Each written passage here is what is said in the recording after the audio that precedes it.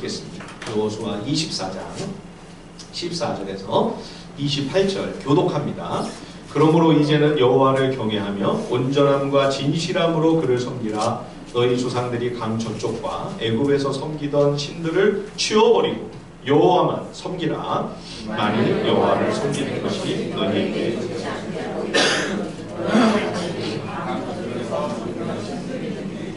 또는 너희가 거주하는 땅에 있는 아모리 족속의 신들이든지 너희가 섬길 자를 오늘 택하라. 오직 나와 내 집은 여호와를 섬기겠노라 하니 백성이 대답하이르되 우리가 결단코 여호와를 버리고 다른 신들을 섬기기를 하지 아니하오리니 이는 우리 하나님 여호와께서 친히 우리와 우리 조상들을 인도하여 애굽 땅 종되었던 집에서 올라오게 하시고 우리 목전에서 그 큰 이적들을 행하시고 우리가 행한 모든 길과 우리가 지나온 모든 백성들 중에 우리를 보호하셨으니 여호와께서 또 모든 백성들과 이 땅에 거주하던 아모리 족속을 우리 앞에서 쫓아내셨습니다. 그러므로 우리도 여호와를 섬기리니 그는 우리 하나님이심이니이다 하니라. 여호수아가 백성에게 이르되 너희가 여호와를 능히 섬기지 못할 것은 그는 거룩하신 하나님이시요 질투하시는 하나님이시니 너희의 잘못과 죄들을 사하지 아니하실 것이니라. 만일 너희가 여호와를 버리고 이방 신들을 섬기면 너희에게 복을 내리신 후에라도 돌이켜 너희에게 재앙을 내리시고 너희를 멸하시리라 하니 백성이 여호수아에게 말하되 아니니이다 우리가 여호와를 섬기겠나이다 하는지라. 여호수아가 백성에게 이르되 너희가 여호와를 택하고 그를 섬기리라 하였으니 스스로 증인이 되었느니라 하니 그들이 이르되 우리가 증인이 되었나이다 하더라.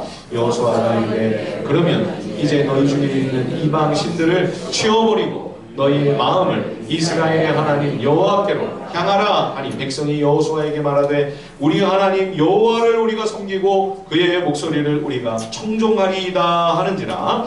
그날에 여호수아가 세겜에서 백성과 더불어 언약을 맺고 그들을 위하여 율례와 법도를 제정하였더라. 여호수아가 이 모든 말씀을 하나님의 율법책에 기록하고 큰 돌을 가져다가 거기 여호와의 성소 곁에 있는 상수리 나무 아래에 세우고 모든 백성에게 이르되 보라 이 돌이 우리에게 증거가 되리니 이는 여호와께서 우리에게 하신 모든 말씀을 이 돌이 들었음이니라. 그런즉 너희가 너희 하나님을 부인하지 못하도록 이 돌이 증거가 되리라 하고 다 함께 백성을 보내어 각기 기업으로 돌아가게 하였더라. 아멘. 여호수아서의 끝부분은 이제 연로하여 세상을 떠날 날이 가까운 여호수아가 백성들에게 마지막 당부를 하면서 자신의 생애와 그리고 사명을 정리해가는 그런 과정입니다.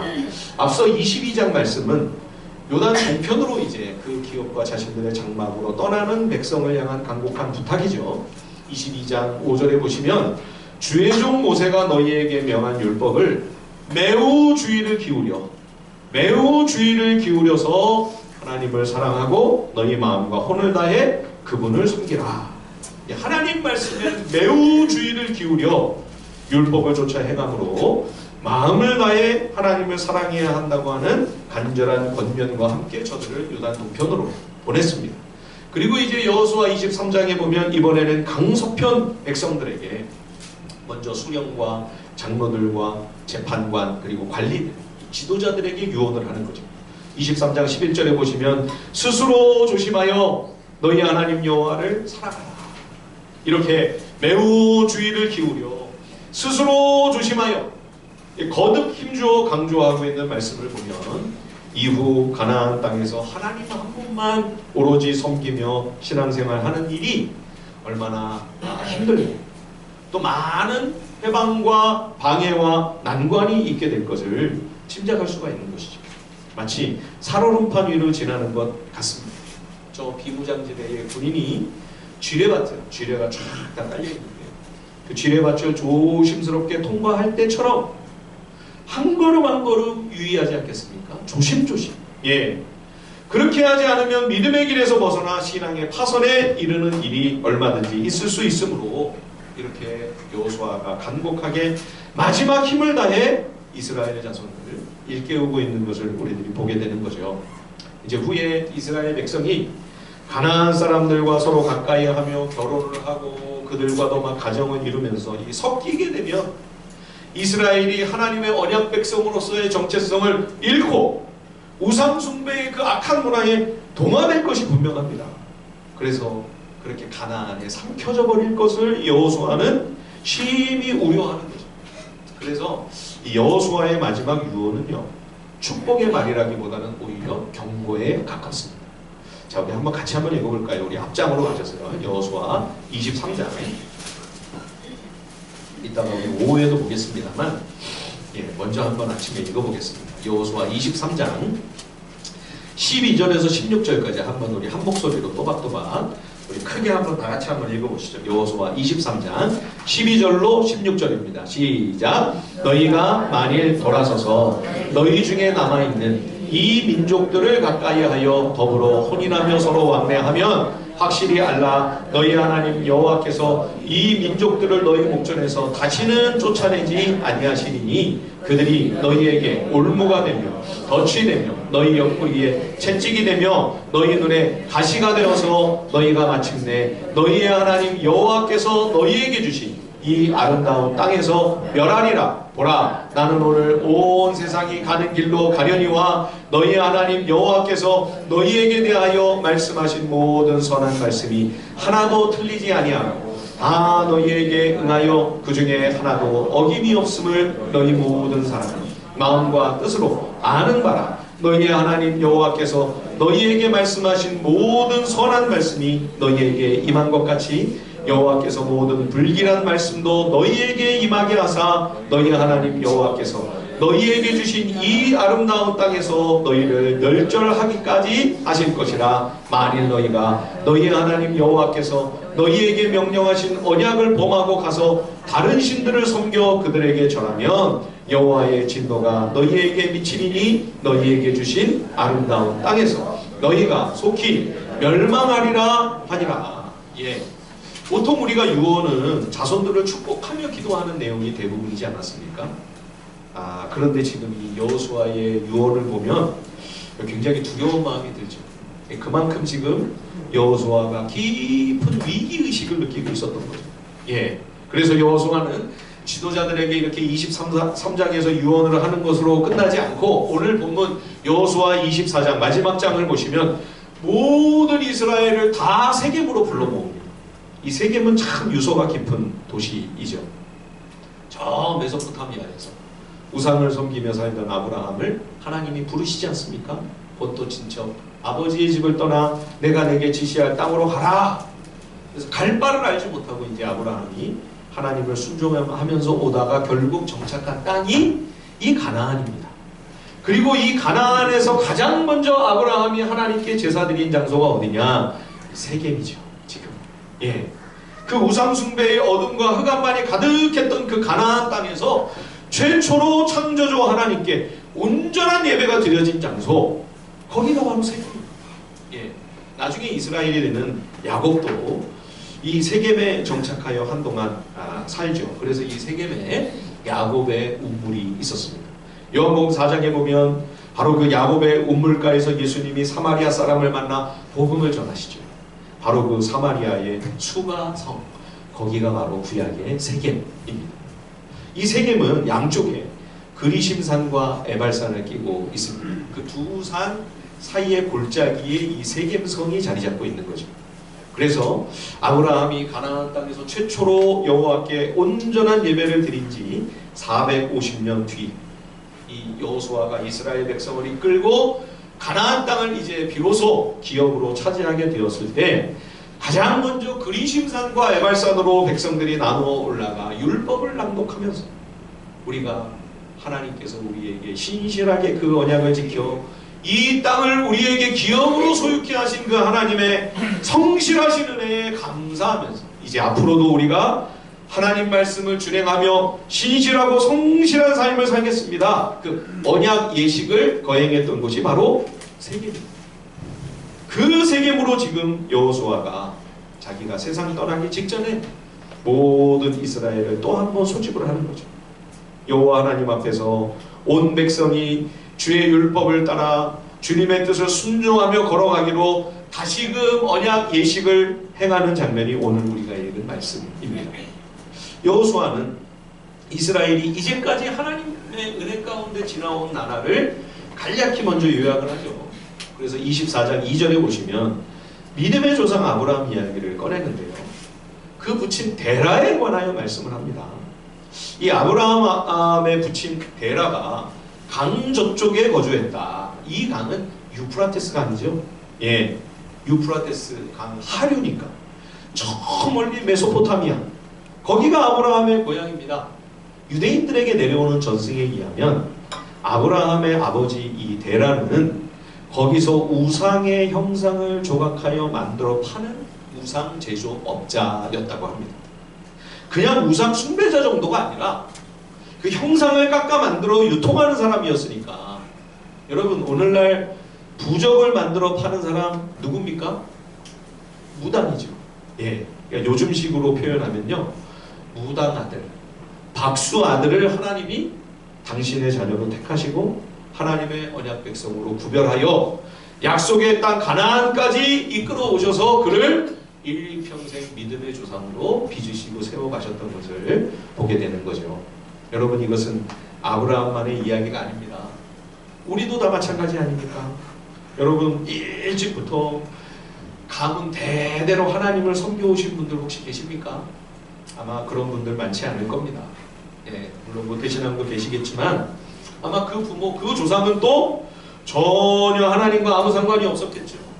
하나님은 누구신지, 예수님이 어떤 분이신지 전혀 알지도 못했고 아무 상관도 없었는데 믿음을 주셔서 이렇게 오늘 우리가 하나님을 예배하는 자리에 있다고 하는 거, 여러분, 이게 기적이 아니면 뭐가 기적일까요? 예, 저희 집안도 주님과 아무 상관이 없었습니다. 저희 할아버지는 신앙에는 아무 관심이 없으시고 늘 술만 드셨습니다. 예, 우리 할머니는 반대로 신심이 너무 깊으셨습니다. 그래서 때마다 시마다 절을 드리고 늘 절에 가셨습니다. 예, 제가 어릴 때 할머니로조차 아주 큰 절에 갔다. 예, 신설동에 가면 지금도 있는지 모르겠는데 그 보문사라고 하는 큰 절이 있습니다. 절이 크다는 걸 제가 어떻게 기억하냐면 그 안에 석굴암 같은 데를 또 만들어놨어요. 예, 돌로. 거기에 돌을 깎아가지고 제 이름을 우리 할머니가 새겨놓으셨습니다. 돈을 많이 바치셨어요. 손주 복 받으라고. 예, 그래서 어쨌든 복은 받았습니다. 예, 절만 갔습니까? 굿도 하고요, 수시로 점쟁이를 찾아가셨습니다. 옛날 종로에 아주 용하다는 점집이 있었습니다. 거기다가 꽤 많은 헌금을 바치셨다고 하는 이야기를 제가 전에 들었습니다. 그런 우리를 하나님께서 당신의 자녀로 택하시고 예배하는 자리에 우리를 있게 하시고 하나님의 말씀, 이 진리와 생명의 복음을 듣게 하시고 그리스도가 나를 위해 오셨으며 나를 위해 죽으시고 다시 사셨다고 하는 이 귀한 복음을 만나게 하는 거, 여러분, 예수 그리스도의 십자가와 부활, 이게 최고의 기적이죠. 그죠? 그 다음 둘째 간의 기적이 뭡니까? 우리가 지금 이 자리에 있는 겁니다. 예, 여호수아가 아브라함뿐만 아니라 그 부친 데라의 이야기까지 꺼내는 이유가 무엇이겠어요? 자격 없는 우리를, 예, 아무 공로 없는 우리를 하나님께서 택하셔서 이제까지 하나님의 신실한 언약을 우리 가운데 이루시며 우리에게 얼마나 큰 은총을 베풀어 주셨는가, 이거를 얘기하고 있는 거죠. 여러분, 나의 올챙이적 시절을 늘 기억하며 내가 얼마나 기적과 같은 하나님의 사랑을 지금 경험하고 있는지, 예, 이거를 우리가 자주 떠올리며 돌아볼 때 나를 부르신, 나를 구원해 주신 하나님의 은혜에 대한 감사와 감격이 우리 심령에 늘 충만할 수 있는 것이죠. 여호수아는 하나님께서 이집트에서 노예가 된 이스라엘 백성을 구해 주시고 또 광야에서 40년을 무사히 인도해 주셨으며 결국 이 가나안 땅에까지 들어와 이 기업을 차지하게 하신 그 하나님, 약속의 말씀을, 그 언약을 신실하게 이루신 하나님을 높여드립니다. 자, 13절 우리 같이 한번 읽어볼까요? 여호수아 24장 우리 13절을 우리 한 목소리로 함께 한번 읽어보겠습니다. 13절 시작. 내가 또 너희가 수고하지 아니한 땅과 너희가 건설하지 아니한 성읍들을 너희에게 주었더니 너희가 그 가운데 거주하며 너희는 또 너희가 심지 아니한 포도원과 감람원의 열매를 먹는다 하셨느니라. 아니 이스라엘 백성들도 얼마나 애를 썼습니까? 목숨 걸고 전쟁을 했는데요. 위험을 감수하면서 용감하게 말씀을 순종했습니다. 생명 내놓고 전투에 참여하여 대적들과 싸우지 않았습니까? 그런데도 어찌 전혀 수고하지 않은 땅과 성읍을 차지했다고 하시나요? 그동안의 이스라엘 백성들의 고생과 헌신을 너무 무시하시는 거 아닙니까? 복음서에 보면 예수님의 비유 가운데 포도원에 일찍 들어가 종일 일한 일꾼들이 나중에 뒤늦게 들어와 조금밖에 일하지 않은 일꾼들과 똑같은 일당을 마지막에 받게 될 때 불만을 터뜨리죠. 아니 쟤들은 늦게 들어와 겨우 1시간 일했는데 종일 수고와 더위를 견딘 우리를 아니 똑같은 한 데나리온을 준다니 이게 말이 되냐? 일찍 들어와 하루 종일 애쓴 그 노고를 무시하기 결코 아닙니다. 그 이전에 먼저 이 포도원문을 활짝 열어서 이 포도원에 들어와 일할 수 있도록 많은 사람들 중에서 특별히 나를 선택하여 이 포도원에 들어와 일할 수 있도록 해준 그 주인의 넓은 자비와 아량과 은혜에 비하면 그 은총이 너무너무 크고 절대적이다 보니 일꾼들의 수고는 1시간을 일했든 종일 일을 했든 사실 그 공은 없는 거나 마찬가지라고 할 수 있을 정도로 하나님의 은혜와 사랑, 나의 공로와 업적과는 완전히 비교할 수 없는 차원을 달리하는 그런 수준이라는 것이죠. 그래서 우리가 삶의 마지막 순간 성도가 하나님 앞에 설 때에 물론 우리가 최선을 다해 인생을 성실하게 일평생 그렇게 살았을지라도 그러나 하나님 앞에서 내가 이룬 그 무엇을 내세우거나 자랑할 수 없을 것입니다. 왜냐하면 하나님께서 부어주신 그 무한한 은총 앞에서 내가 행한 그 모든 것은 너무나 무의미하고 무가치하게 여겨질 수밖에 없을 만큼 하나님의 인자하심과 긍휼이 너무 크고 높고 깊고 풍성하기 때문이죠. 그래서 결국 우리는 주님 한 분만을 높이며 주님만 찬양하며 주님이 하셨습니다. 주님께만 모든 영광을 돌려드릴 수밖에 없을 것입니다. 여호수아는 약속의 땅을 기업으로 얻게 하시기까지 베푸신 주의 큰 은혜와 능력을 마음 깊이 새기며 세겜에 모인 모든 이스라엘 자손을 향해 이렇게 도전합니다. 14절 말씀을 보십시오. 여호수아 24장 14절입니다. 그러므로 이제는 여호와를 경외하며 온전함과 진실함으로 그를 섬기라. 너희 조상들이 강 저쪽과 애굽에서 섬기던 신들을 치워버리고 여호와만 섬기라. 예, 치워버리고 이렇게 말씀을 한 것을 보면 지금 이 우상숭배의 문제는 이스라엘 백성들이 전혀 우상숭배와 관계없는 삶을 살다가 가나안 땅에 들어와서 이제부터 비로소 시작되는 문제가 아니라고 하는 것을 알 수가 있죠. 여호와를 섬긴다면서도 한쪽에서는 몰래 쉬쉬 하면서 아름아름 저 메소포타미아의 그 아브라함과 데라 때의 우상을 아직도 애지중지하고 있고 심지어는 애굽의 우상들까지도 그것도 버리지 않고 내내 품고 있는 백성이 있었음을 알 수 있는 거죠. 그러니까 치워버리고 그래서 여호수아가 다 그런 것들은 이제는 정리하고 이제는 우리가 여호와 하나님 한 분만을 섬겨야 되지 않겠나 촉구하는 것입니다. 실제로 이스라엘 백성들이 광야를 지나는 동안에도 번번이 우상숭배의 유혹 앞에 무릎을 꿇지 않습니까? 그렇죠? 금송아지 우상을 섬기다가 얼마나 하나님의 큰 진노가 있었습니까? 또 바알고올의 미혹으로 마음이 기울어져 수많은 백성들이 죽어나가는 그런 큰 사건도 있었죠. 이스라엘 백성들에게는 우상이 전혀 없이 깨끗했는데 지금 가나안에 와보니 가나안 땅에 우상이 많아서 그래서 문제가 비로소 시작되는 것이 아니고요. 이미 벌써부터 이 우상숭배의 문제는 이스라엘 백성들이 고질적으로 안고 있었던 그러한 문제였음을 우리가 알 수가 있는 거죠. 창세기에 보면 야곱이 그 외삼촌 라반과 이제 결별해서 다시 고향으로 돌아오는데 이 야곱의 처 라헬이 그 아버지 라반의 그 드라빔, 이 드라빔은 아주 작은 형상의 우상입니다. 그 드라빔을 몰래 훔쳐가지고 자기가 깔고 있는 그 앉아있는 안장 밑에다가 몰래 숨겨두죠. 예, 아니 하나님 믿는 가정에서 여호와의 백성이 얹힌 그런 우상, 그런 드라빔을 탐을 내서 그거를 훔쳐가지고 옵니까? 하나님도 섬기고 있지만 혹시 그 우상이 내게 복을 줄 수 있다면, 아버지 라반이 저렇게 저 드라빔을 애지중지 품고 있으면서 부자가 된 거 아니야? 그러면 나도 저 드라빔을 품고 있으면 나한테도 돈이 그냥 막 쏟아져 들어오나? 그러면 하나님도 섬기면서 드라빔도 한쪽에 살짝 간직하고 있는 것입니다.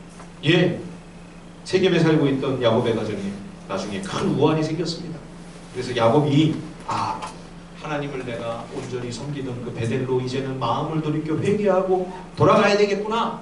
그래서 스스로 철저히 하나님 앞에 마음을 돌이켜 회개하면서 자, 우리 온 식구들이 온전한 예배를 드리기 위해 베델로 올라가 여호와께로 올라가자. 그때 야곱이 식구들에게 뭐라고 호소를 하죠? 창세기 35장 2절에 보시면 야곱이 이에 자기 집과 사람과 자기와 함께한 모든 자에게 이르되 너희 중에 있는 이방 신상들을 버리고 자신을 정결하게 하고 베델로 올라가자. 그렇죠? 하나님의 백성인데 우상을 끼고 있는 것입니다. 우상을 항상 끼고 사는 겁니다. 그래서 인생의 시련과 고난을 마주하고서야 비로소 이거를 하나 둘씩 그제서야 내려놓기 시작하는 거죠. 이처럼 주의 백성이라고는 하나 실제로는 양다리를 걸치고 있는 겁니다. 하나님도 좋고 우상도 좋고 하나님도 섬기고 재물도 섬기고 마음이 항상 둘로 나뉘는 거죠. 그래서 주님이 분명히 확실하게 선을 그으시죠. 하나님과 재물 둘 다 섬길 수는 없다. 지금 이스라엘 백성도 주의 은혜로 광야를 통과해 지금 이 약속의 땅까지 기업으로 다 차지한 마당인데도 여전히 옛 우상들을 몰래 품고 있는 겁니다. 과거 이집트의 우상까지도 그것도 버리지 않고 깊숙이 감춰두고 있는 거죠. 그러니 앞으로 이 우상이 잔뜩 더 널려있는 이 가나안 땅에서 가나안의 그 바알과 아세라 등등 그 수많은 우상들이 얼마나 달콤하고 강력한 유혹이 되겠습니까? 여호수아는 백성들의 결단을 강력하게 촉구합니다. 자, 15절 한번 보십시오. 여호수아 24장 15절입니다. 만일 여호와를 섬기는 것이 너희에게 좋지 않게 보이거든 너희 조상들이 강 저쪽에서 섬기던 신들이든지 또는 너희가 거주하는 땅에 있는 아모리 족속의 신들이든지 너희가 섬길 자를 오늘 택하라. 오직 나와 내 집은 여호와를 섬기겠노라. 여호수아가 스스로 앞장서 볼을 보이면서 이제 나와 내 집은 여호와 하나님 한 분만을 섬길 것이다. 그러니 너희도 섬길 대상을 택해라. 여호와 하나님 한 분만을 섬길 것인가? 아니면 이 땅의 족속들의 그 가나안 우상들 다 같이 섬길 거냐? 아니면 너희 조상들의 신들 이집트의 우상을 여전히 너희들이 선택할 것인가? 우물쭈물하고 주저하며 머뭇거리지 말고 양당간에 결단해라. 그러니까 당황한 백성들이 여호수아에게 대답을 하죠. 우리 다른 신 섬기지 않겠습니다. 예, 하나님께서 우리에게 얼마나 은혜를 베푸셨는데 우리가 여호와를 어떻게 배신할 수 있습니까? 여호와 덕분에 이 땅에 들어와 살게 된 것인데요.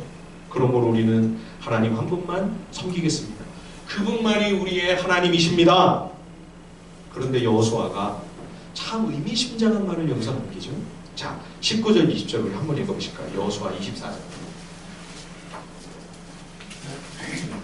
19절과 20절입니다. 다같이 시작.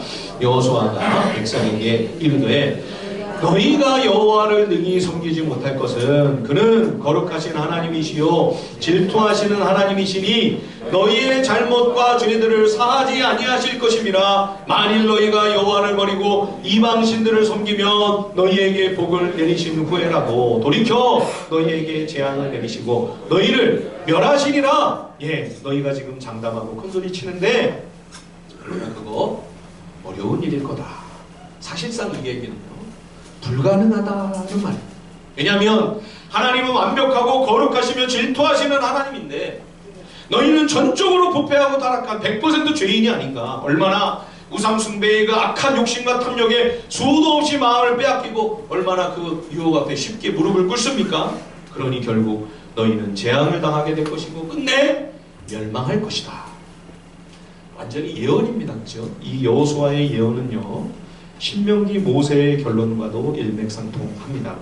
모세의 마지막 유언이자 모세 오경 전체의 결론이라고 할 수 있는 신명기 마지막 부분도 결국 이스라엘이 우상숭배로 말미암아 넘어지고 실족하여 패망케 될 것을 예고하고 있지 않습니까? 예, 이후 사사시대의 역사에서 참담하게 실패하죠. 또 더 나아가서는 북이스라엘이 멸망을 하고 유다 왕국, 다윗 왕국까지도 패망하지 않습니까? 결국 모세의 율법과 여호수아의 예언은 그대로 성취되는 것을 우리가 볼 수 있죠. 그래서 여호수아가 단언하는 것입니다. 너희는 여호와를 온전히 섬기는 일이 불가능하다. 예, 죄인이 얼마나 부패하고 전적으로 타락한 절망적인 존재인가. 우리가 성경 역사를 통해서 이스라엘의 역사 속에서도 분명하게 알 수 있지만요, 이 인류의 역사, 세계사를 봐도요, 이거는 부정하기 어려운 진실이고 진리임을 우리가 인정하지 않을 수 없습니다. 이것이 인간인가라는 책이 있습니다. 한번 보여주실까요?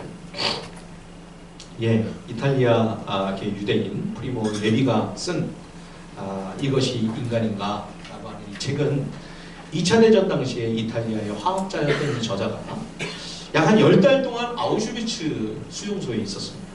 거기서 살아남아 증언한 기록입니다. 이런 작품을 증언문학이라고 합니다.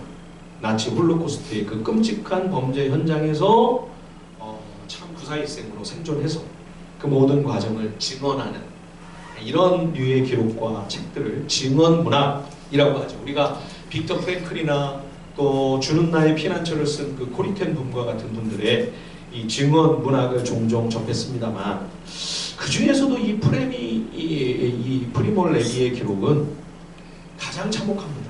예, 이 나치의 이 수용소를요, 절멸 수용소라고 합니다. 절멸 수용소. 살아나온 사람이 거의 없기 때문에 거기 들어가면 완전히 정말 끝나는 거예요. 예, 가스실로 다 가니까요. 그렇죠? 이 프리모 레비에 의하면 이 절멸 수용소는 인간을 인간이 아닌 동물 수준으로 격화시키기 위해 철저히 보완된 장치라고 합니다. 유럽 전역에 아우슈비츠 같은 이 절멸 수용소가 40개가 넘는다고 합니다. 예, 그리고 이 수용소가 다 철도로 연결이 되어 있습니다. 그러니까 이 당시에는 많은 사람을 제일 빠르고 신속하게 운반할 수 있는 게 철도니까, 그죠? 그래서 며칠을 걸려 기차를 타고 가서 내리면 종점이 나치의 절멸 수용소인 거예요. 그래서 내리는 순간 나치 친위대 장교가 나와가지고 허약한지 아픈지 건강한지 일할 수 있는지 딱 그 기준 하나 갖고 손가락 하나로 사람을 가르는 겁니다. 너는 왼쪽. 그러면 여기는 전부 가스실로 가는 거예요. 네, 어디로 가는지도 모르죠. 샤워하라고 그래가지고 옷을 벗었는데 샤워하고 목욕시키고 이제 수용이 되는 줄 알았는데 몇 시간 뒤에 제가 돼서 너는 오른쪽. 이러면 이제 좀 더 목숨이 붙어있는 한 중노동을 시키는 거죠. 그런데 이미 끌려가는 그 기차에서도 또 고역입니다. 이 화물칸에다가요, 너무너무 많은 사람들을 가득 채워서 가는 거예요. 앉을 수도 없고 일어설 수도 없고 누울 수도 없고 물도 없고 화장실도 없고. 예, 여름에는 무더위가 완전히 살인적인, 그렇죠? 겨울에는 그 혹독한 추위 속에서 그냥 몇 날 며칠을 쉬지 않고 달려가는 거예요. 한번 나와서 쉬는 시간도 주는 것도 아닙니다. 그래서 이미 그 기차에서 많은 사람이 목숨을 잃습니다. 살아남은 사람들조차 절멸 수용소에 도착하기 이전부터 이미 인간이기를 포기할 수밖에 없다. 아니, 인간이기를 포기해야만 살아남을 수 있는 상황이 되는 거죠. 그러니까 살아있어도 사실은 살아있다고 할 수가 없어요. 좀비같이 돼버리는 겁니다. 그래서 이 나치가 절멸 수용소에 갇힌 사람들을 죽이거나 막 학대를 해도 양심의 가책이 덜한 거죠. 왜냐하면 아무리 봐도 인간의 모습이라고 할 수 없는 상황인 거죠. 거기 갇혀있는 본인들 스스로도 나를 인간이라고 이미 생각할 수 없는 그런 상황과 형편이기 때문에. 예, 그래서 책 제목이 이것이 인간인가. 그런데 여러분, 이게 나치를 향한 절규만이 아니에요. 나치를 고발하는 책이 아니고요. 이 나치가 교묘하게 이 절멸 수용소의 유대인들 중에서도 얼마나 나치에게 철저히 협조하는가, 얼마나 도움을 주는가에 따라 계급을, 유대인 그들의 계급을 다 나눠놨어요. 그래서 제일 협조를 하고 제일 충성하는 만큼 이 사람들은 가스실을 하고 신발을 주고 옷을 주고 음식을 주고, 그래서 같은 유대인인데도 정말 처절한 상황 속에서 살아남고 좀 더 특권과 편리를 누리기 위해 이제 더 나치보다 더 잔인하고 혹독하게 유대인들을 감시하고 괴롭히는 거죠. 그래서 저자는 나치를 향해서만, 히틀러를 향해서만 이것이 인간인가 질문하고 있는 게 아니에요. 실은 자신을 비롯한 인간 스스로를 향해 던지는 질문입니다. 과연 이것이 진정한 인간인가? 인간이 어떻게 이렇게 인간성을 잃어버리고 이렇게까지 파괴되고 망가질 수가 있는가? 이것이 과연 인간일 수가 있는가? 본질적인 의문을 우리를 향해, 우리 모두에게 던지고 있는 거죠. 유대인 중에서 나치에게 아주 철저하게 협력한 유대인들이 있었다고 합니다. 그들 때문에 600만의 유대인들을 다 샅샅이 뒤져 그렇게 많은 사람들을 철저히 절멸 수용소로 보낼 수 있었다고 합니다. 만일 나치에게 협력하는 유대인들이 없었다면 그렇게까지 많이 죽지는 않았을 것이라고 역사학자들은 이야기합니다. 그리고 그렇게 역사 속에서 엄청난 비극을 겪은 유대인들이 오늘날에는, 그 당시에는 피해자입니다. 지금은 팔레스타인 사람들에게 얼마나 엄청난 고통과 아픔을 반대로 가해자가 돼서 안겨주고 있습니다. 어쩌면 그들의 상처와 비극을 가장 잘 이해하고 공감할 수 있을 것 같은 그들이 지금은 가장 잔인한 가해자가 되어 있는 상황이 아닙니까? 이것이 과연 인간인가? 묻지 않을 수 없는 거죠. 여러분, 이렇게 악한 우리가 과연 거룩하신 하나님을 능히 섬길 수 있겠습니까? 우상을 철저히 치워버리고 내 욕망과 탐욕을, 이 우상 숭배적이고 자기중심적인 이 콸콸 쏟아져 나오는 이 욕심을 내려놓고 하나님만 살아가며 하나님 말씀을 제대로 순종할 수 있겠습니까? 불가능한 일이죠. 안 되는 겁니다. 그러면 어떻게 해야 됩니까? 여호수아가 세게 물어 부를 필요도 없습니다. 이런 언약식은 뭐하러 또 다시 합니까? 다 때려치워라! 그래봐야 안 된다. 너희 또 실패할 거 아니냐. 이거 다 소용없고 부질없는 짓인데 그래야 정상이죠. 그런데 여러분, 오늘 24장을 가만히 보십시오. 여호수아는 너희는 여호와를 능히 섬기는 것이 불가능하다라고 말하면서도, 이스라엘의 암울한 장래와 미래를 알면서도 어떻게 합니까? 세겜의 이 언약 예식을 다시 한번 끝까지 성실하게 거행합니다. 백성들을 스스로 증인이 되게 합니다. 그리고 다시 한번 이 백성과 함께 하나님 앞에 언약을 맺고 모든 과정을 책으로 기록하고 큰 돌을 가져다가 증거의 돌까지 삼습니다. 아니, 이래봐야 또 다시 우상숭배의 죄악으로 기울어질 거 아니에요? 또 실패할 텐데요? 또 넘어질 텐데요? 이게 다 무슨 소용 있는 일이죠? 그런데 여러분, 이것이 바로 기독교의 진리입니다. 죄인은 안 됩니다. 우리는 불가능합니다. 절망적인 존재입니다. 그러나 그럼에도 불구하고 하나님은 하십니다. 하나님은 우리를 통해 친히 하나님이 일하십니다. 결국 하나님께서 이루시는 거예요. 우리는 할 수가 없어요. 그러니 더더욱 우리가 자랑할 수가 없는 거죠. 우리를 보고 내 자신을 보면, 이 땅의 교회를 보면 희망이 보이지 않습니다. 그러나 우리가 하나님을 바라보면 하나님께는 소망이 있습니다. 여러분, 이후 이스라엘의 역사는 말씀드린 것처럼 사사시대의 실패의 역사로 떨어집니다. 그러나 하나님께서는 우리의 참된 왕이신 예수 그리스도를 예표하는 다윗 왕을 일으키셔서 이스라엘을 그 나라에서 건지시죠. 북이스라엘과 유다는 이후 완전히 패망하여 심지어 여호와의 성전까지 다 초토화됩니다. 그러나 하나님께서는 이 땅에 눈에 보이는 성전은 다 무너지고 황폐해질지라도 하나님의 무너지지 않는 영원한 성전, 참 성전이신 하나님의 아들 예수 그리스도를 이 땅에 보내셔서 십자가와 부활의 구속을 성취하시지요. 그리고 그 예수 그리스도가 다시 오시는 재림의 때에는 이 땅의 모든 성전, 그거 다 그림자입니다.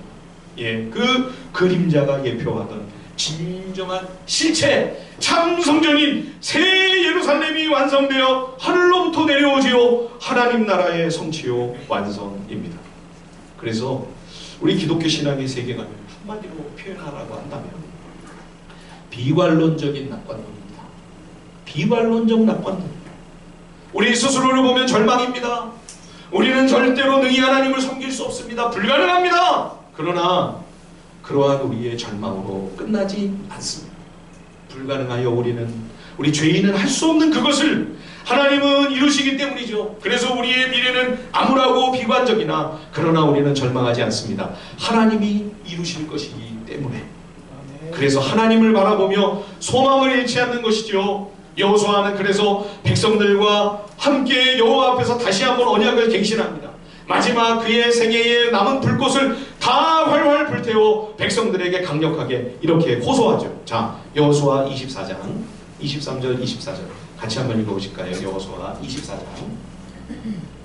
23절과 24절입니다. 다 함께 시작. 여호수아가 이르되 그러면 이제 너희 중에 있는 이방신들을 치워버리고 너희의 마음을 이스라엘의 하나님 여호와께로 향하라 하니 백성이 여호수아에게 말하되 우리 하나님 여호와를 우리가 섬기고 그의 목소리를 우리가 청종하리이다 하는지라. 예, 여러분, 우리가 하나님을 능히 섬길 수 없는 절망적인 죄인이기 때문에 그러면 하나님 섬기는 일을 우리는 포기합니까?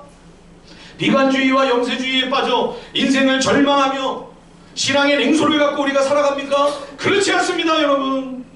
비록 죄인인 나는 하나님을 온전히 신앙할 수 없겠으나 그럼에도 불구하고 오늘 우리는 최선을 다해 여호와를 섬깁니다. 여러분, 이것이 믿음입니다.